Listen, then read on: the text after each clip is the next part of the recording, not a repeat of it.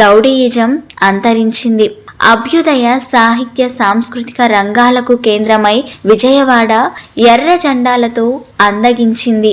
జొన్నపాడులో ఉన్నప్పుడు గుడివాడ తాలూకాకే పరిమితమై పనిచేసేదాన్ని.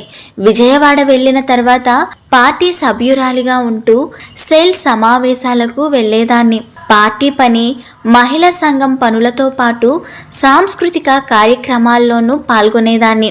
జాతీయోద్యమకారులు చేసే కార్యక్రమాల కంటే కూడా మేము ఒక నిబద్ధతతో ఎన్నో సంస్కరణలు ప్రవేశపెట్టాము. యువకులు చెడు మార్గాల్లోకి వెళ్లకుండా వారికి రాత్రి పాఠశాలలు పెట్టి విద్య నేర్పారు. యువజన సంఘాలను ఏర్పాటు చేశారు. వారిలో 140 మంది యువకులు వర్ణాంతర వితంతు వివాహాలు చేసుకున్నారు.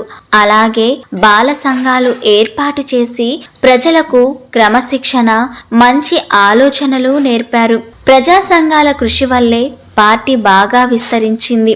మహిళా సంఘంలో పనిచేయడానికి పార్టీ కామ్రేడ్స్ ముందుగా తమ భార్యలను, అక్కా చెల్లెలను తీసుకువచ్చారు.